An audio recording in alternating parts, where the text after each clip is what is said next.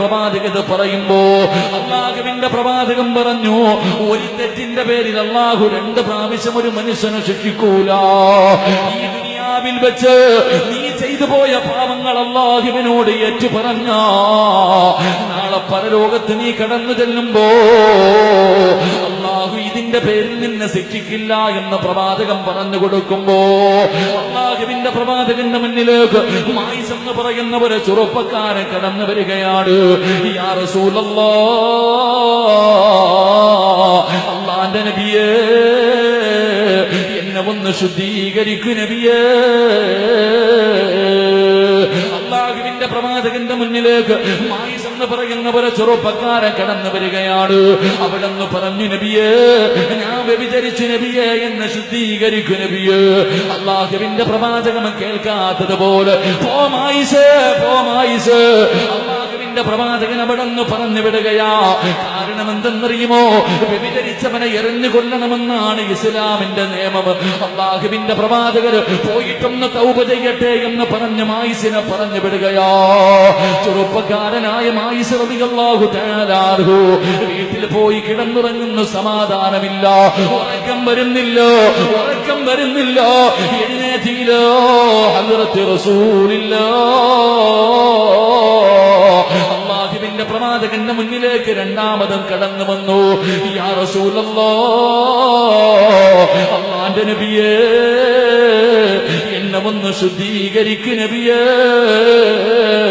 അല്ലാഹുവിന്റെ റസൂല് വിളിച്ചു പറയുന്നു, സഹാബ, മായിസ് കള്ളു കുടിച്ചിട്ടുണ്ടോ എന്ന് നോക്ക് സഹാബ. ബോധമില്ലാതെ എന്തോ വിളിച്ചു പറയുന്നു. സഹാബത്ത് പറഞ്ഞു, ഇല്ല നബിയേ, മായിസ് കള്ളു കുടിച്ചിട്ടില്ല നബിയേ. മൂന്നാമതും അല്ലാഹുവിന്റെ പ്രവാചകന്റെ ചാരത്ത് വന്നിട്ട് മായിസ് റളിയല്ലാഹു തആല അൻഹു അവിടെ നിന്ന് പറയുന്നു, നബിയേ, ഞാൻ വ്യഭിചരിച്ചു നബിയേ. എനിക്കറിയാം എന്നെ എറിഞ്ഞു കൊല്ലണമെന്നാണ് ഇസ്ലാമിന്റെ നിയമമെന്ന് എനിക്കറിയാം. എന്നെ എറിഞ്ഞു കൊന്നാലും എനിക്കൊന്നുമില്ല, ഇവരെ നാണം കെട്ടാലും എനിക്കൊന്നുമില്ലോ, ഇവരെന്നെ കളിയാക്കിയാലും എനിക്കൊന്നുമില്ല നബിയേ. നാളെ പടച്ചറപ്പിന്റെ കോടതിയിൽ വ്യഭിചാരിയെ പോലെ വൃത്തികെട്ടവനെ പോലെ നരകത്തിന്റെ അവകാശിയായി എനിക്ക് അല്ലാഹുവിന്റെ മുന്നിൽ പോയി നിൽക്കാൻ വയ്യ നബിയേ. ഒരു തെറ്റിന്റെ പേരില് ഈ ദുനിയാവിലെറിഞ്ഞു കൊന്നാൽ മരണം കൊണ്ടെങ്കിലും അതിനവരവസാനമുണ്ടല്ലോ, എനിക്കത് സഹിക്കാൻ കഴിയുമല്ലോ. പക്ഷേ നരകത്തിന്റെ ശിക്ഷ താങ്ങാൻ എന്നെ കൊണ്ട് കഴിയില്ല. ഇവിടെ വെച്ച് ഈ ശിക്ഷ ഏറ്റുവാങ്ങിയ നാളെ പടച്ച റബ്ബിന്റെ കോടതിയിൽ ചെല്ലുമ്പോ അല്ലാഹു എന്നോട് കരുണ കാണിക്കുമല്ലോ നബിയേ. അതുകൊണ്ട് എന്നെ എറിഞ്ഞു കൊല്ലാ പറ നബിയേ. അവസാനം തെറ്റ് അംഗീകരിച്ചപ്പോ അല്ലാഹുവിന്റെ പ്രവാചകൻ അവിടെ നിന്ന് പറയുന്നു, സ്വഹാബാ,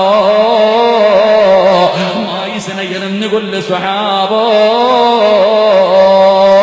പറഞ്ഞു തീരേണ്ട താമസമുണ്ടല്ലോ, അല്ലാഹുവിന്റെ റസൂല് പറഞ്ഞു തീരേണ്ട താമസമുണ്ടല്ലോ. സഹാബത്ത് കല്ല് പറക്കിയിട്ട് മായിസ് റളിയല്ലാഹു തആല അൻഹുവിനെ എറിയുകയാണ്. റബ്ബേ, 4 ഭാഗത്ത് നിന്നും എറിയുകയാ. അതാ തല പൊട്ടികെട്ട്, ശരീരം പൊട്ടികെട്ട്, രക്തമിങ്ങനെ ഒലിക്കുകയാണ്.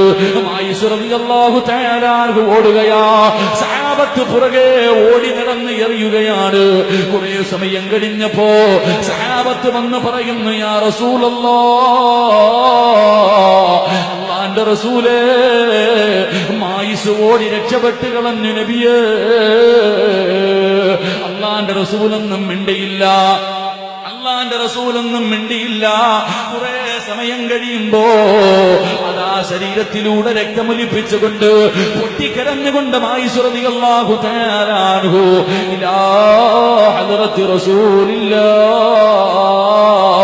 അല്ലാഹുവിന്റെ പ്രവാചകന്റെ മുന്നിലേക്ക് കടന്നു വരികയാ. യാ റസൂലല്ലാഹ്, അറിഞ്ഞുകൊണ്ട് ഓടിയതല്ല നബിയേ, അറിഞ്ഞുകൊണ്ട് ഓടിയതല്ല. ശരീരം വേദനിച്ചപ്പോ മരണവപ്രാളത്തിൽ അറിയാതെ ഓടിപ്പോയതാ നബിയേ. അതുകൊണ്ട് ഒരു കുഴിയെടുക്കാ പറഞ്ഞബിയേ, സഹാബത്തിനോടൊരു കുഴിയെടുക്കാ പറഞ്ഞബിയേ. എന്നിട്ട് എന്റെ കയ്യും കാലും കെട്ടിയിട്ടിട്ട് ആ കുഴിക്കകത്ത് ഇറക്കി നിർത്തിയിട്ട് എറിയാ പറഞ്ഞബിയേ.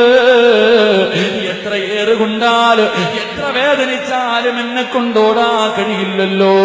അല്ലാഹുവിന്റെ പ്രവാചകനോട് മായിസ് റളിയല്ലാഹു തആല അൻഹു അവിടെന്ന് പറയുമ്പോ അവസാനം സഹാബത്ത് എറിഞ്ഞു കൊല്ലുകയാണ്.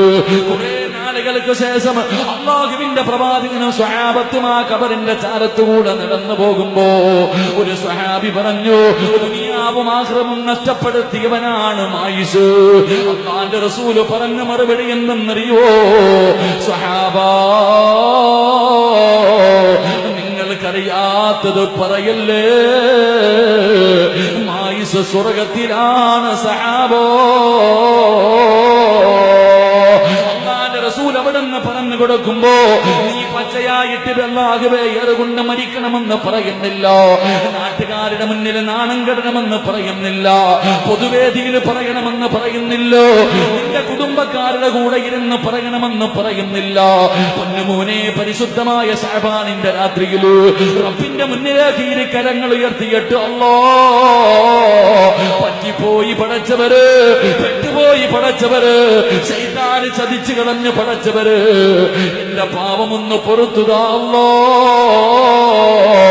എന്നൊന്ന് പറയാൻ കഴിയുമോ ചെറുപ്പക്കാരാ? ഒന്ന് കരയാൻ കഴിയുമോ ചെറുപ്പക്കാരാ? പൊന്നുമോനെ, അല്ലാഹു നിനക്ക് പൊറുത്തു തരും പൊന്നുമോനെ. അല്ലാഹു നാളെ അതിനെ കുറിച്ച് നിന്നോട് ചോദിക്കില്ല എന്ന് പ്രവാചകൻ അവിടെ നിന്ന് പറഞ്ഞു തരുമ്പോ എന്റെ പ്രിയപ്പെട്ട